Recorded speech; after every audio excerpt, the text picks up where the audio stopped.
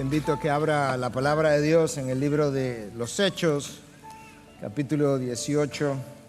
Ya el pastor Méndez oró por la predicación de la palabra. Nosotros vamos a estar regresando en el día de hoy a lo que es esta serie que comenzamos meses atrás. Bueno, si mi iPad quiere prender, ahí está. Pero que se ha visto interrumpida por varias circunstancias distintas, incluyendo motivos de salud. Pero como anunciamos el domingo anterior, nosotros estaríamos comenzando, y así estamos haciendo, o reiniciando la serie en el capítulo 18, donde nos habíamos quedado. La última vez que nosotros vimos al apóstol Pablo en esta serie, él estaba en la ciudad de Atenas. Y en Atenas lo llevaron al Areópago, donde él estuvo discutiendo con filósofos epicúreos, junto con los estoicos. Y allí Pablo estuvo debatiendo y él comenzó a presentar un mensaje que iniciaba con la revelación del Dios creador y comenzó a avanzar en esa dirección, pero lamentablemente él no pudo terminar su mensaje. Apenas llegó a hablar de que llegaría un día de juicio final donde Dios juzgaría al mundo por medio de un hombre, pero ni siquiera le permitieron identificar al hombre como Jesucristo. Y Pablo comenzó a hablar de la resurrección, pero tan pronto habló de la resurrección, pensaron que estaba loco, otros lo tildaron de palabrero, lo interrumpieron y Pablo tuvo que terminar allí. Y Pablo se propone entonces salir de Atenas con una experiencia no agradable. Pocas personas llegaron a creer, ninguna iglesia se estableció allí durante este tiempo y realmente como que Atenas debió haber dejado un sentimiento amargo o triste o decepcionante en la mente, en la memoria del apóstol Pablo. La próxima parada, la próxima ciudad donde Pablo estaría ministrando sería la ciudad de Corinto. Y Corinto no era un lugar fácil para evangelizar, era una ciudad difícil por múltiples razones. Si Pablo tuvo un choque cultural cuando estuvo en Atenas, debido a que Atenas era considerada como la capital cultural del mundo por mucho tiempo, aunque para este tiempo de Pablo ya había decaído lo suficiente, pero aún así conservaba su historia, conservaba su fama. Si él tuvo un choque cultural en Atenas, él debió haber tenido un choque moral cuando llegó a Corinto, una ciudad altamente inmoral, una ciudad donde predominaba o abundaba la homosexualidad y donde había una gran idolatría. Ese es el lugar donde Pablo acaba de llegar después de haber tenido una experiencia decepcionante en Atenas. Y esa es la razón, las condiciones de la ciudad de Corinto, es la razón por la que yo he titulado este mensaje, Corinto, una ciudad intimidante y un Dios omnipotente. El texto de hoy habla de dos cosas: de la ciudad donde Pablo llegó y del Dios omnipotente que hace prevalecer su evangelio en medio de las peores circunstancias que tú puedas imaginar. Y con eso yo quiero pedirte que leas conmigo del versículo 1 al versículo 11 de Hechos 18 y al final leeremos unos versículos más. Después de esto, Pablo salió de Atenas y fue a Corinto. Y se encontró con un judío que se llamaba Aquila, natural del Ponto, quien acababa de llegar de Italia con Priscila, su mujer, pues Claudio había ordenado a todos los judíos que salieran de Roma. Fue a ellos, y como él era del mismo oficio, se quedó con ellos y trabajaban juntos, pues el oficio de ellos era hacer tiendas. Y discutía en la sinagoga todos los días de reposo y trataba de persuadir a judíos y a griegos. Cuando Silas y Timoteo descendieron de Macedonia, Pablo se dedicaba por completo a la predicación de la palabra, testificando solemnemente a los judíos que Jesús era el Cristo. Pero cuando ellos se le opusieron y blasfemaron, él sacudió sus ropas y le dijo: vuestra sangre sea sobre vuestras cabezas, yo soy limpio. Desde ahora me iré a los gentiles. Y partiendo de allí se fue a la casa de un hombre llamado Ticio Justo, que adoraba a Dios, cuya casa estaba junto a la sinagoga. Y Crispo, el oficial de la sinagoga, creyó en el Señor con toda su casa, y muchos de los corintios al oír creían y eran bautizados. Escucha ahora con atención. Y por medio de una visión durante la noche, el Señor dijo a Pablo: no temas, sigue hablando y no calles. Porque yo estoy contigo y nadie te atacará para hacerte daño, porque yo tengo mucho pueblo en esta ciudad.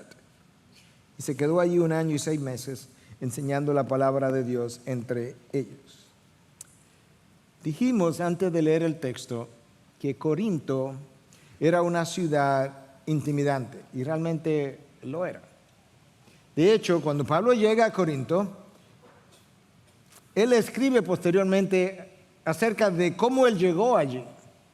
Y él le dice en su primera carta, capítulo 2, versículo 3, y estuvo entre vosotros con debilidad, con temor y mucho temblor. Escucha esas 3 palabras: debilidad, con temor y mucho temblor. Si tú conoces algo de la vida del apóstol Pablo, tú sabes que este no es un hombre fácil de amedrentar. Y sin embargo, al venir de Atenas, quizás emocionalmente gastado, emocionalmente cansado, decepcionado, y al llegar a Corinto y encontrarse con aquel ambiente inmoral, idolátrico de la ciudad, Pablo experimenta temor, temblor, debilidad. Yo creo que el ambiente social, la actividad demoníaca de aquel lugar que estaremos describiendo, las condiciones en que la ciudad se desenvolvía, contribuyeron significativamente a la experiencia negativa que él había tenido en Atenas. Corinto era una ciudad griega, era una ciudad que apenas estaba a 50 millas o 82, 83 kilómetros de distancia de Atenas. Tú podías llegar en un par de días a caballo quizás de una ciudad a otra, o si te iba por barco y había buen viento, en un barco de vela podría hacerlo en algunas horas. Y era una ciudad con una alta actividad comercial, con una posición estratégica, porque Grecia está dividida en una parte norte y una parte sur y unida entonces por un istmo estrecho. Corinto estaba y está al día de hoy en ese istmo estrecho, de manera que toda mercancía que iba del norte al sur y de sur a norte pasaba por Corinto, y eso la hizo muy próspera. Era una ciudad muy poblada. Algunos estimados varían desde un número poco probable de 20,000 habitantes a un número más probable de más de 300,000 habitantes. De hecho, algunos la consideran hoy, al analizar los hechos, como la tercera ciudad del imperio, solamente detrás de Roma y Alejandría. Ese era Corinto para comenzar. Altamente comercial, una gran metrópolis, muy cosmopolita, con una gran diversidad de razas o nacionalidades distintas, con mucha actividad y con unos juegos atléticos muy conocidos. En esa ocasión habían 2 tipos distintos de juegos conocidos. Estaban las Olimpiadas, que se celebraban y se siguen celebrando cada 4 años, que comenzaron en Atenas. Y luego estaban los Juegos del Istmo, que eran estos juegos que Corinto celebraba.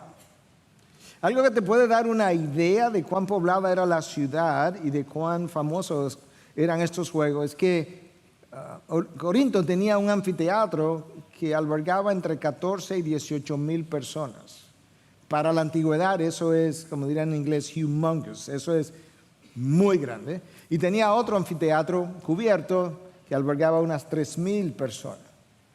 La inmoralidad era muy conocida. De hecho, por mucho tiempo, por cientos de años, se hablaba de la palabra corintianizar. Y si tú estabas corintianizando, implica que tuviera un estilo de vida inmoral. La palabra en el griego es korintiasomai. Si tú no eras de Corinto y alguien te llamaba un Corinto, te estaba llamando inmoral. Eso te da una idea de cuán conocida era esta ciudad por su alto índice de inmoralidad. Pudiera compararse hoy en día a Ámsterdam, París en Europa, en Estados Unidos a New Orleans, a New York, a San Francisco, o alguna de Las Vegas, o alguna de estas ciudades que tienen un alto índice de un estilo de vida similar. Algunas de estas ciudades pudieran compararse comercialmente con lo que Corinto era, y eso te da una idea entonces de la actividad comercial y de cómo esta actividad comercial ayer y hoy frecuentemente promueve lo que es hoy le llamamos globalización, pero promueve los índices de inmoralidad, algo que nosotros hemos vivido en nuestra propia nación.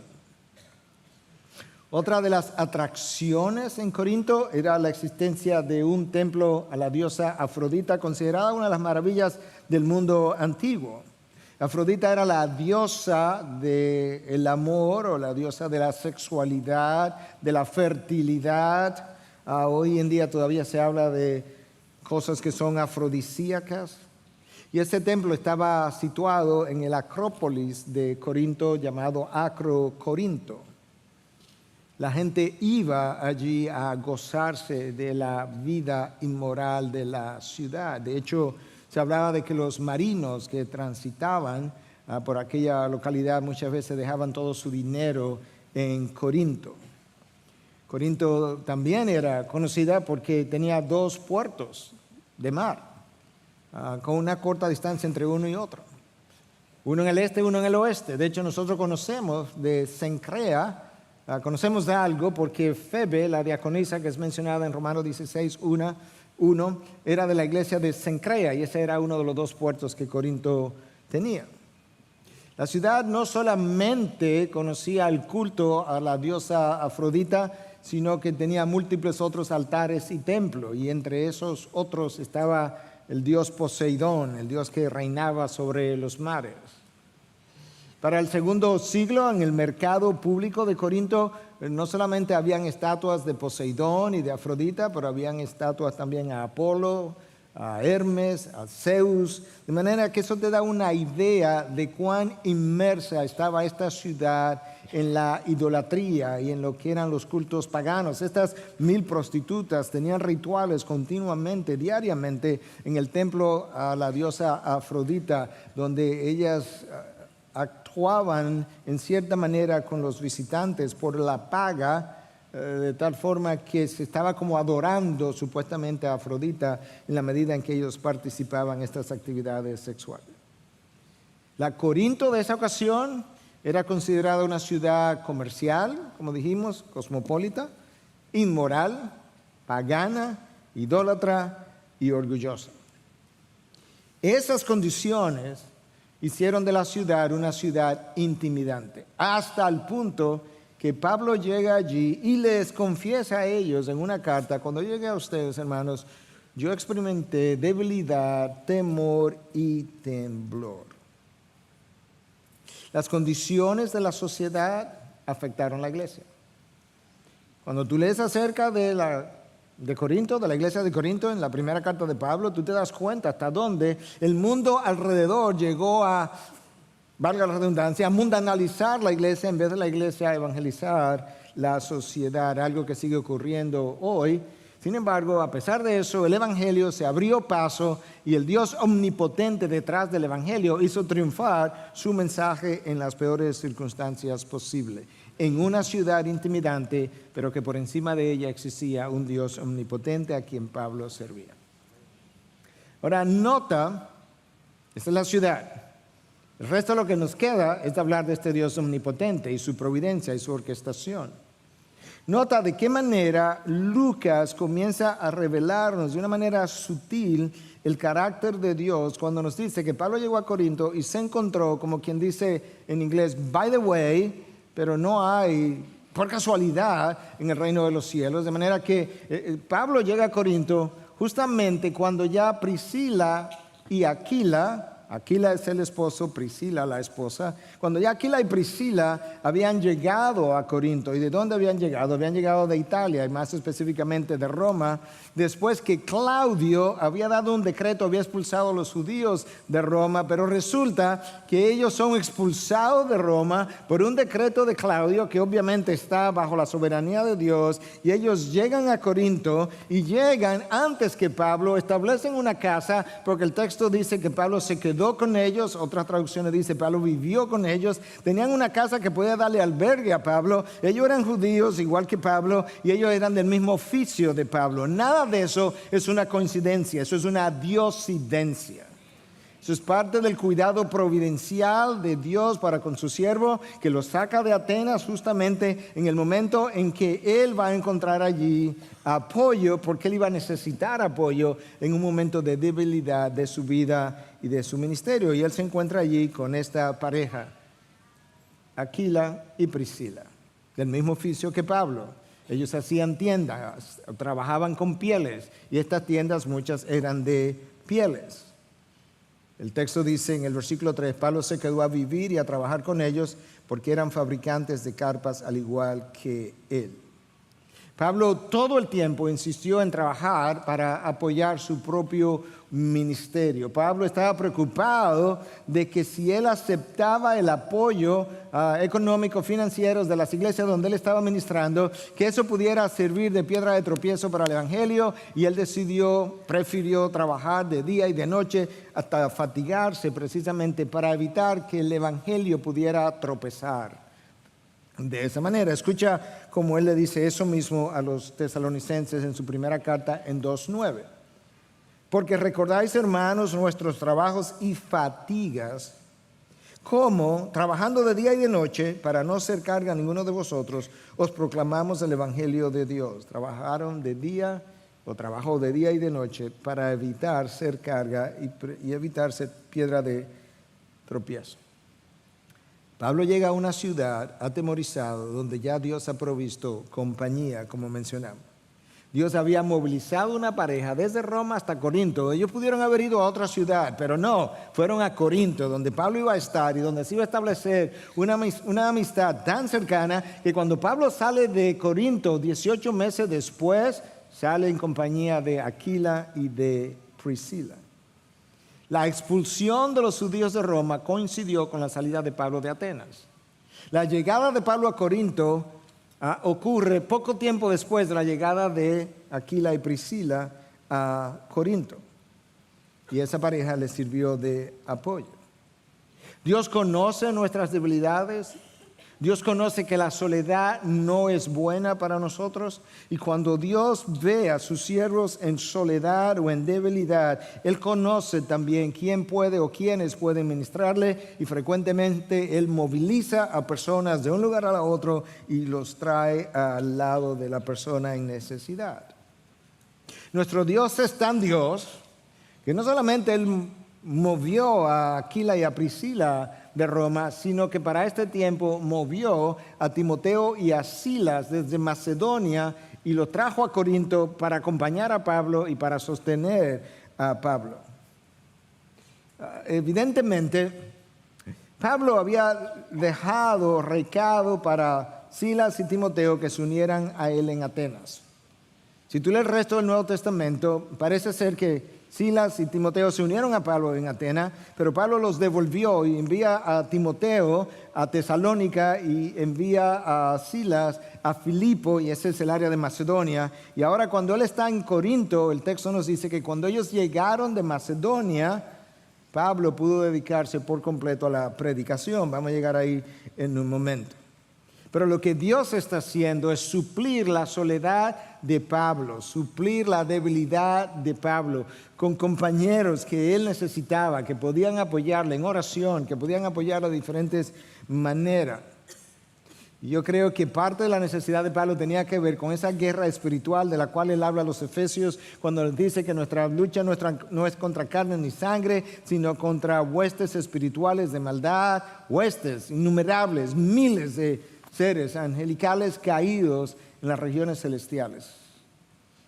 Y Corinto era un lugar perfecto para dicha guerra espiritual. De manera que ahora tú tienes en el versículo 5 lo siguiente: cuando Silas y Timoteo descendieron de Macedonia, Pablo se dedicaba por completo a la predicación. Primero Pablo estaba haciendo tiendas con Aquila y Priscila, pero resulta que Silas y Timoteo llegaron de Macedonia. Y ahora dice el texto que Pablo se dedicaba por completo a la predicación, testificando solemnemente a los judíos que Jesús era el Cristo. Una vez más, cuando tú lees el resto de lo que el Nuevo Testamento dice, tú puedes ver que lo más probable es que Silas y Timoteo trajeron una ayuda de parte de las iglesias de Macedonia, una ayuda económica que permitió que Pablo dejara de trabajar para dedicarse completamente a la predicación del evangelio. Y en este caso el texto dice que él testificaba solemnemente. Esto es algo serio. Pablo entendía la seriedad de la vida eterna. Él testificaba solemnemente de que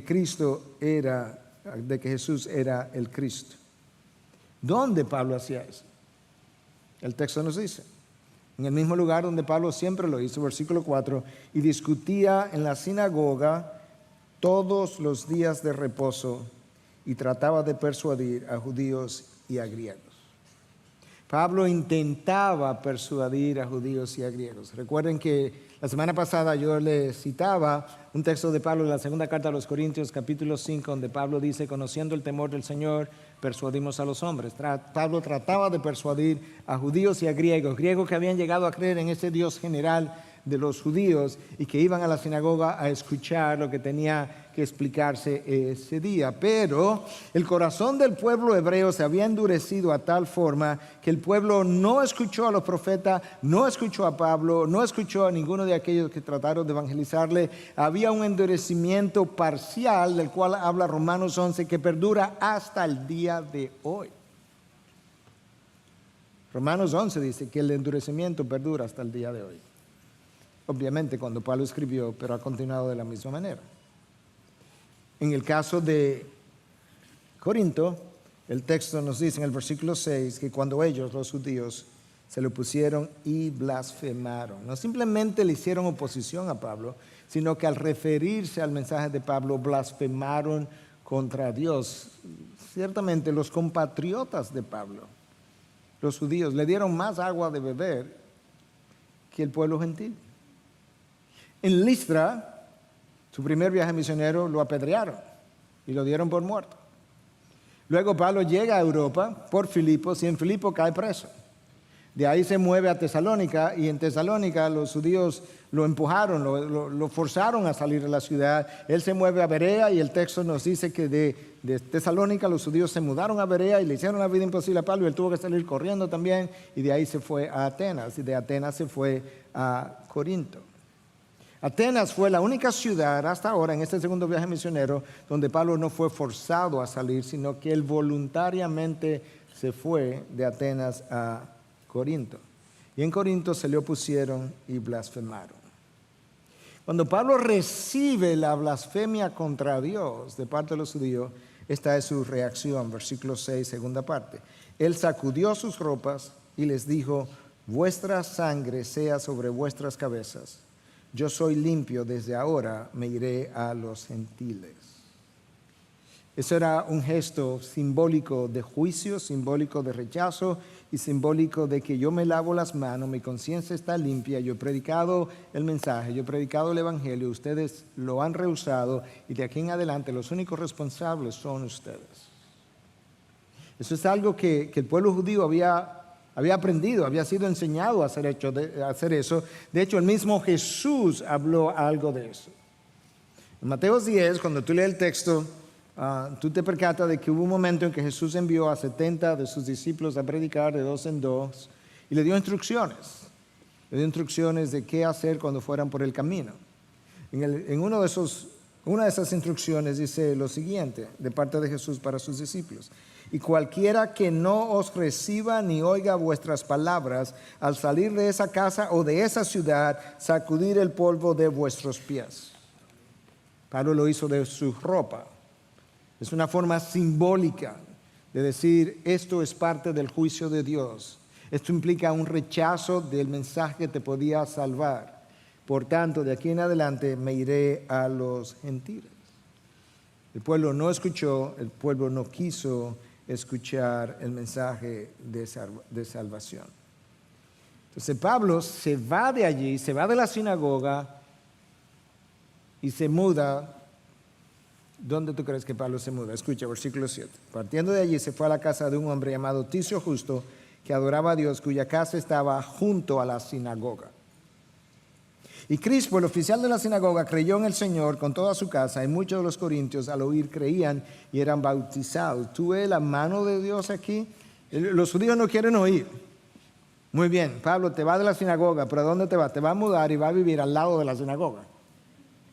Y resulta que aunque muchos de ellos no creyeron, el oficial de la sinagoga llegó a creer, él y toda su casa. Esa fue una conversión importante, porque este era un hombre de relaciones entre los judíos, porque él era el oficial de la sinagoga, de relaciones probablemente entre los griegos también, sobre todo aquellos que venían a la sinagoga, de tal forma que con toda probabilidad Dios usó esa conversión del oficial de la sinagoga, viviendo Pablo al lado de la sinagoga, para traer a la fe a muchos otros, porque el mismo texto del versículo 8 nos dice, muchos de los corintios al oír creían y eran bautizados. ¿Cuáles corintios? Bueno, Pablo nos dice en una de sus cartas a los corintios que los inmorales, los mentirosos, los homosexuales, los afeminados no entrarán al reino de los cielos, y luego agrega, y esto erais algunos de vosotros. En otras palabras, corintios, ustedes llegaron a creer, pero salieron de un estilo de vida típico de la ciudad en la que yo estaba predicando. Muchos de esos corintios llegaron a creer. Dios estaba haciendo evidente el poder del evangelio en medio de toda esa actividad demoníaca, en medio de toda esa actividad inmoral que describimos hace un momento atrás. En el interín, las energías de Pablo se han venido gastando. Pablo ha tenido múltiples sufrimientos físicos. Pablo fue burlado en Atenas. Pablo está ahora en Corinto ministrando, y fruto de todas esas vicisitudes, al igual que ha pasado con otros siervos de Dios, Pablo se siente en un momento dado decepcionado, triste quizás, deprimido tal vez, gastado. Es más, Pablo pudo haberse preguntado, aunque el texto no nos dice, lo que nos hemos preguntado algunos de nosotros, ¿y valdrá la pena todo esto? Como dicen en inglés, esa frase, who needs this?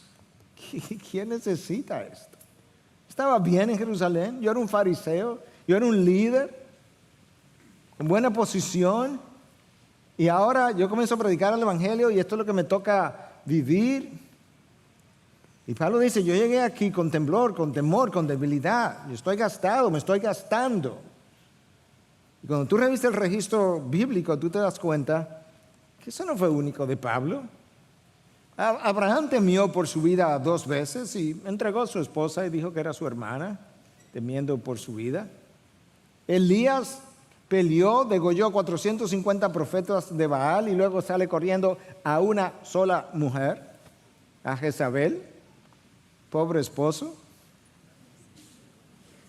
David, bueno, no tan pobre, porque acá no era, en buen dominicano, paja de coco tampoco. David tuvo miedo de Saúl. Juan el Bautista, el introductor del Mesías, está en la cárcel. Y él manda a sus discípulos a preguntarle a Jesús si él era realmente el Mesías o debían esperar a otro. Porque yo no entiendo. Juan el Bautista oyó la voz de Dios, vio los cielos abrirse, vio el Espíritu Santo descender en forma de paloma, escuchó la voz de Dios cuando dijo, este es mi Hijo amado en quien tengo complacencia. Y en un momento dado dice, ve y pregúntale, porque yo no estoy seguro. Pero tú no oíste la voz. Sí, pero yo tengo mis dudas. Yo creo que nosotros podemos asumir que Pablo está en un momento de debilidad por lo que ocurre y leemos en los próximos 2 versículos. Versículo 9. Y por medio de una visión durante la noche, el Señor dijo a Pablo, no temas, sigue hablando y no calles, porque yo estoy contigo y nadie te atacará para hacerte daño, porque yo tengo mucho pueblo en esta ciudad. Wow. Pablo, tú tienes a Aquila, tú tienes a Priscila, tú tienes a Timoteo, tú tienes a Silas, pero ¿sabes qué? Yo estoy consciente que tú necesitas algo más que simplemente la compañía humana. Tú necesitas a alguien más que seres humanos que te aman, a quienes tú amas, que te pueden ayudar. Tú me necesitas a mí, de manera que yo he venido a hablar contigo y quiero decirte en primer lugar, no temas. Yo sé, Dios está diciendo, yo sé que el temor es una condición típica de la naturaleza humana, pero yo he venido a decirte, no temas, porque mis propósitos, quien te habla es el Dios Todopoderoso, con propósitos que no pueden ser cambiados, alterados, interrumpidos, impedidos, derrotados. Yo soy tu garantía, Pablo. Eso es exactamente lo que Job aprende después que él pasa por su experiencia de dolor, de sufrimiento, y al final Job dice en 42:2, yo sé. Ya Job no está diciendo yo de oídas, no. Yo sé que tú puedes hacer todas las cosas. Tú puedes hacer todo, absolutamente todo. Y que ningún propósito tuyo puede ser estorbado. Eso es lo que Dios le está diciendo a Pablo ahora. No temas.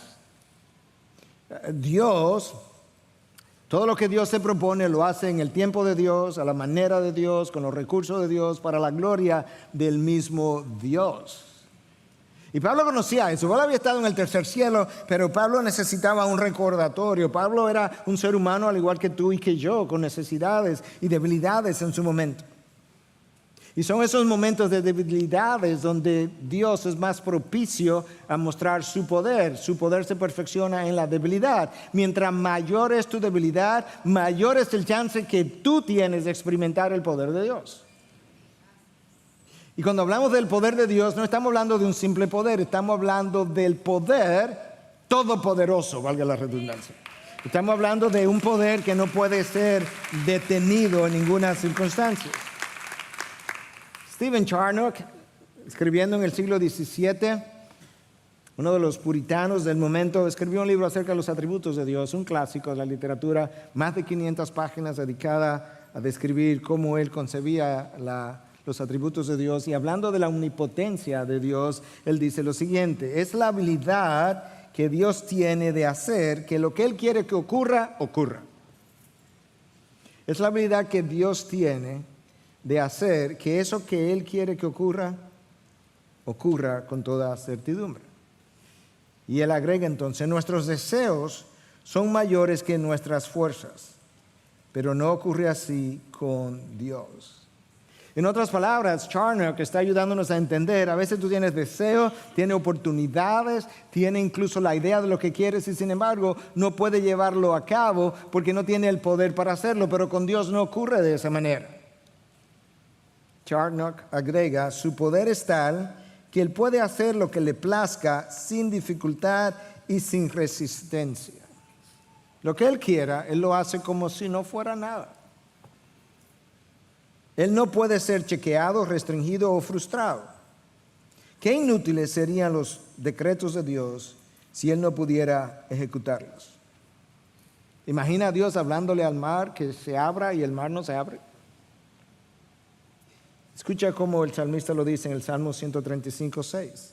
El Señor hace todo lo que quiere en los cielos y en la tierra, en los mares y en todos sus abismos. En otras palabras, Dios hace lo que Él quiere en el cielo, en la tierra y aún en el infierno. No hay un lugar donde Dios no pueda llevar a cabo sus propósitos. Mira cómo Jeremías 49:19 lo dice Dios hablando, porque ¿quién como yo? Imagínate que tu pastor te diga, ¿quién como yo? ¿Qué tú pensarías? ¿Qué tú pensarías que él estuvo comiendo anoche, que salió con una cosa así al día siguiente? Pero cuando Dios lo dice, es verdad. ¿Quién como yo? ¿Quién me puede desafiar? ¿Quién me puede retar? Esa es la razón por la que Pablo le escribe a los Efesios y en 3:20 le dice que Dios es capaz de hacer mucho más allá de lo que tú puedes pensar o imaginar. Dale rienda suelta. Hemos hecho este ejercicio en otras ocasiones. Dale rienda suelta a tu imaginación. Piensa en la cosa más wild, en la cosa más extraña que tú pudieras pensar que Dios pudiera hacer. Dios te dice, ya llegaste. Yo puedo hacer mucho más que eso que tú acabas de imaginar. Mucho más de lo que tú acabas de... Tú no tienes idea de lo que yo puedo hacer. Y ese es el Dios que se le aparece a Pablo y dice, Pablo, no temas. No temas. Sigue hablando y no calles. Sigue proclamando mi palabra, sigue proclamando mi evangelio. ¿Tú sabes por qué, Pablo? No puedes parar de hablar, porque todo lo que yo hago, lo hago por medio de mi palabra. Y tú sabes que yo declaré a través del profeta Isaías en 55:11, así será mi palabra que sale de mi boca, no volverá a mí vacía, sin haber realizado lo que deseo y logrado el propósito para la cual la envié. Pablo, tú predicas, porque yo te garantizo que cuando tú termines de predicar y la palabra regrese a mí, la palabra habrá conseguido todos y cada uno de los propósitos para los cuales yo hice que saliera de ti. No calles. Pastor, pero es que algunos resultan endurecidos por la palabra. Así es. La palabra predicada endurece a algunos y ablanda a otros. Lo vimos el domingo pasado. Pero eso es parte de los propósitos para el cual o los cuales la palabra salió. Y Dios dice a través de su profeta, yo te garantizo que cuando mi palabra sale, la palabra no es simplemente una fuerza impersonal, es una fuerza con propósito, es un poder con un propósito determinado, va y hace lo que le toca hacer y luego regresa a mí otra vez. El Dios que formó el universo es el Dios que se le aparece, le dice, Pablo, no temas y no calles. No trates de cometer el error que el profeta Jeremías cometió. Jeremías hizo algo en un momento dado que yo creo que tú y yo hubiésemos hecho mucho antes que Jeremías. Y es que Jeremías se percata, yo estoy predicando la palabra de Dios, yo estoy predicando la verdad y sin embargo me están persiguiendo. Y la única causa de la persecución es la predicación de la palabra. Mejor me callo.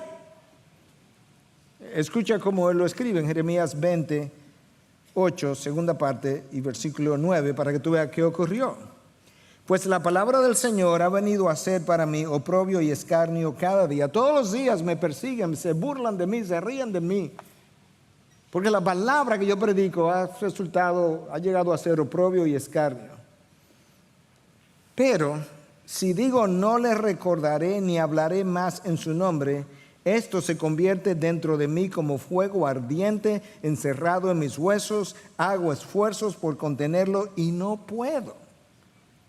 Jeremías dice, oye, yo estoy acorralado porque si hablo la palabra me persiguen. Y si no la hablo, por dentro siento que me estoy quemando. Y hago todo el esfuerzo posible por contener esa palabra y no puedo contenerla. Así es que mi boca se abre sola, por así decirlo. Pablo, no temas. No te calles. Sigue hablando. Pablo era un hombre lleno de celo por Dios. Jeremías era un hombre lleno de celo por Dios, pero tenían debilidades. Jeremías se la pasaba llorando, por eso es reconocido como el profeta llorón. Y Pablo no creo que lloraba tanto como Jeremías, pero se cansó. Y sin embargo, estos hombres no eran comunes y corrientes en el sentido de su celo por Dios. Déjame darte una idea de cuando hablamos de un hombre celoso por las cosas de Dios, de qué estamos hablando. Para que puedas entonces entender que aún ese hombre se cansa en ocasiones, tiene debilidades y Dios lo sabe y Dios viene, Dios envía personas a su lado y en otras ocasiones Él mismo viene a su rescate. Pero escucha lo que J.C. Riley escribió hace ya mucho tiempo atrás en su libro conocido La religión práctica, de qué es un hombre celoso por Dios. Un hombre celoso en asuntos religiosos es eminentemente un hombre de una sola cosa.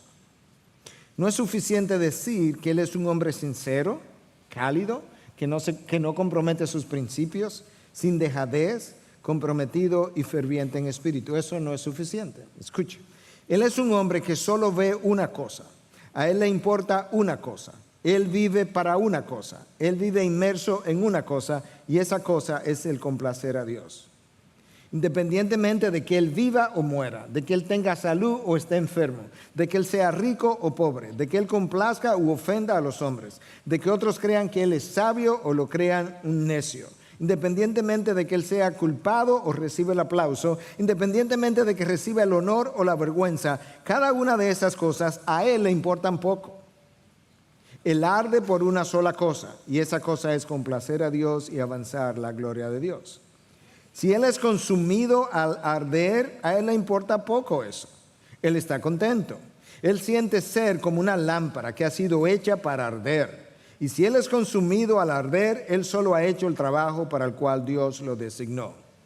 Esto es, dice Riley, lo que yo quiero decir cuando hablo de ser celoso en la religión. Pablo era un hombre así. Y sin embargo, Cristo tuvo que venir y decirle, Pablo, no temas, no calles. Sigue hablando, porque yo estoy contigo. Esto fue simplemente una reafirmación de lo que ya Cristo les había dicho a los discípulos cuando dio la gran comisión y le dijo, yo estaré con vosotros hasta el fin del mundo. Pablo, yo voy a estar contigo hasta que mi propósito aquí en Corinto haya terminado. Mi poder está contigo, mi fidelidad está contigo, mi soberanía está contigo, mi compañía está contigo. Y eso hace entonces que Dios pueda decirle a Pablo lo siguiente, y nadie te atacará para hacerte daño. Pablo, nadie. Los judíos se van a oponer. Pero yo te garantizo que tú no vas a caer preso en Corinto, que nadie te va a dar los 39 latigazos que tú has recibido en otras localidades, que nadie te va a dar con vara, que nadie te va a apedrear, porque yo estoy contigo. Nadie podrá atacarte. Yo he puesto un círculo de protección alrededor de ti y ese círculo es impenetrable. No calles, continúa hablando, no temas. Toda autoridad me ha sido dada en el cielo y en la tierra. ¿Te acuerdas de esas palabras de Cristo Jesús? Toda autoridad, se me da una autoridad universal que está por encima de todo el mundo, de toda creación. No solamente yo tengo el poder de hacer las cosas, yo tengo la autoridad otorgada por mi Padre para hacer cuanto a mí se me plazca. Y esa autoridad que Cristo recibió está por encima de toda autoridad humana. Cuando Cristo habla, el resto del mundo calla. Pero cuando Dios te manda hablar, no puedes callar. Y si lo intentas, no podrás hacerlo. El poder de Dios, el poder omnipotente que está con Pablo en Corinto garantizando el triunfo del Evangelio en aquella ciudad inmoral, ese poder y esa autoridad está por encima de toda autoridad humana, por encima de todos los reyes. A Nabucodonosor, Dios lo puso a comer hierba por 7 años, junto con las bestias del campo. ¿Te imaginas? Es una autoridad que está por encima de toda la creación. Dios habla y el mar se abre. Dios habla y el Jordán se detiene. Dios habla y los mares se calman. Dios habla y los vientos también entran en paz. Dios habla y el pez vomita a Jonás, porque su poder y su autoridad están por encima de todo lo creado, por encima de todo poder demoníaco que se movía en Corinto, está el poder de Dios. No temas, no calles, sigue hablando, nadie te va a atacar. Ahora escucha por qué, Pablo. Porque, el por qué me da la razón, el por qué de todo eso. ¿Por qué te digo que no calles? ¿Por qué te digo que no temas? ¿Por qué te digo que yo estoy contigo? Porque yo tengo mucho pueblo en esta ciudad. Eso no eran creyentes todavía. Pablo acaba de llegar. El evangelio ni siquiera ha comenzado a propagarse en Corinto y Pablo le dice, oye Pablo, en la eternidad pasada yo hice una elección de personas que hoy viven en Corinto.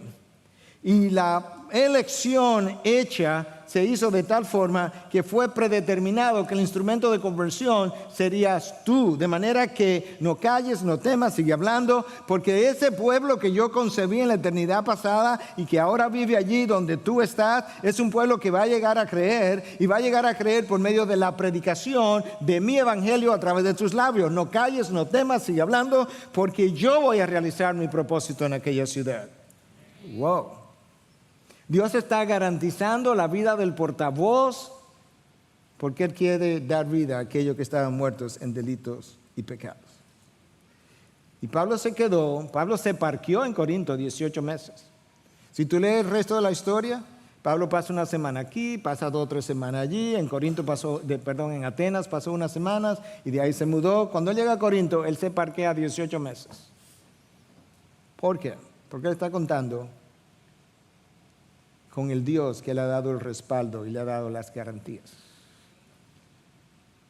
Tu esperanza no está en lo que concibes, tu esperanza no está en lo que manejas, tu esperanza no está en lo que tú en lo que tú puedes controlar. Tu esperanza no está en tus dones y talentos, no está en tu preparación. Tu esperanza está en el Dios que controla cada evento de tu vida, incluyendo los decretos que expulsan judíos de ciudades en un momento dado, que llegan a Corinto, y ahí están ellos para recibir a Pablo y proveer para Pablo lo que Pablo necesitaba.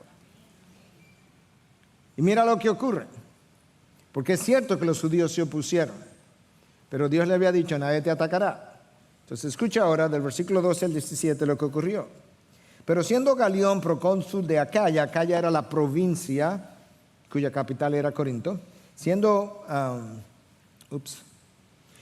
Galión procónsul de Acaya, los judíos se levantaron a una contra Pablo y lo trajeron ante el tribunal diciendo: este persuade a los hombres a que adoren a Dios en forma contraria a la ley. Okay, está Pablo frente al tribunal otra vez. Cualquiera pensaría que de ahí iba para la cárcel. Versículo 14.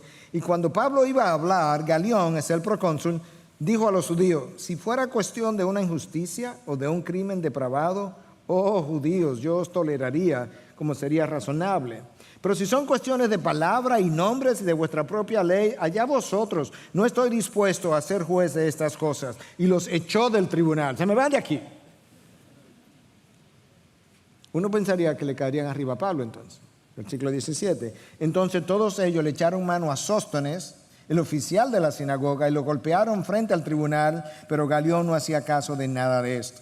De manera que no es a Pablo que están golpeando, es al oficial de la sinagoga que están golpeando, porque Dios ha hecho una promesa a Pablo, y antes de que eso pueda no cumplirse, pasa el cielo y la tierra, pero mi palabra no pasará. Aún una tilde de la ley será cumplida.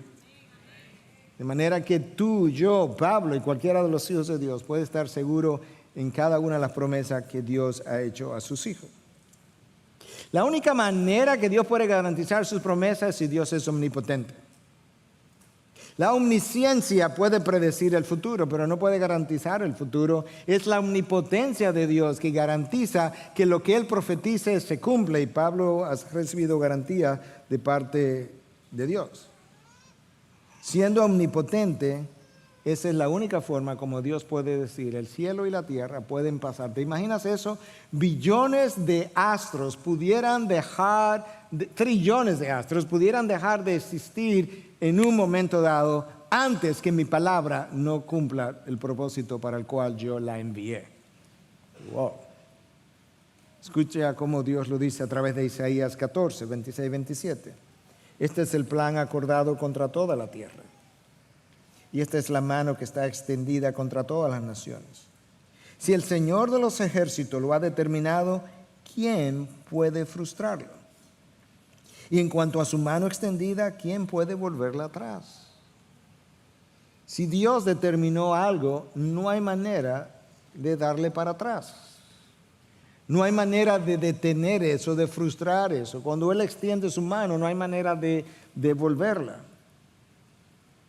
Y eso es algo importante en la medida que traemos esto a un cierre para la iglesia de hoy, porque en ocasiones tú encuentras a alguien desde un púlpito diciendo algo como esto: Dios quería bendecirte, pero Satanás se interpuso. ¿En serio? ¿En serio? O sea, ¿Satanás es más poderoso que Dios? ¿Dios quiere hacer algo?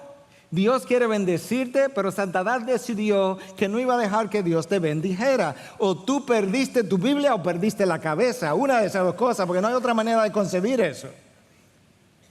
O alguien se para detrás de un púlpito y dice: no te dejes robar la bendición de Dios. ¿En serio? ¿Que Dios quiere traerte una bendición y Satanás te la arrebata? No hay una canción más hereje que la famosa canción de Arrebato que anda por ahí. ¿Arrebato qué? Si tu futuro y todo lo que eres y todo lo que puedes ser y llegarás a ser está en las manos de tu Creador y Redentor, no en las manos de un Satanás caído, de un ser que ha sido derrotado por el poder de la cruz. O sal a buscar tu Biblia o sal a buscar tu cabeza.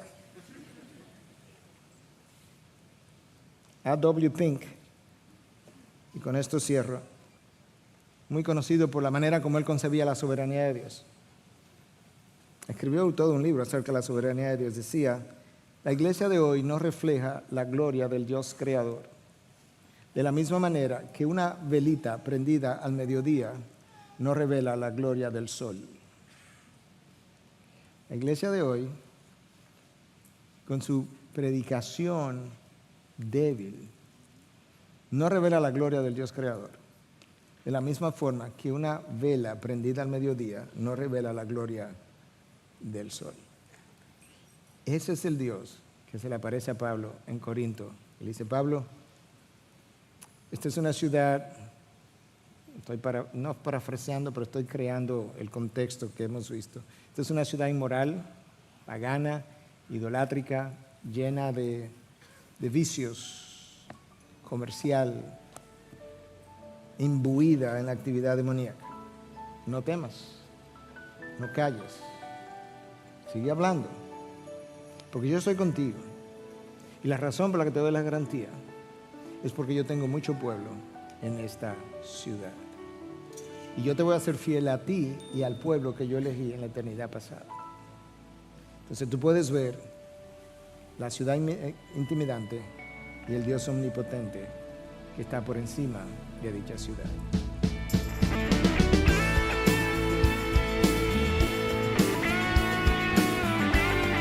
Esta es una producción que llega hasta ustedes gracias a los aportes de individuos y empresas comprometidos con la defensa de la fe. Para más información, preguntas y comentarios, visite nuestra página de internet www.integridadysabiduría.org. En esta página encontrará información sobre la producción de este y otros recursos que ponemos a su disposición, como también las formas en las que usted puede contribuir con la producción de programas como estos. Les invitamos nuevamente a visitar nuestra página de internet www.integridadysabiduría.org. Será hasta la próxima, cuando nos reencontremos en su palabra.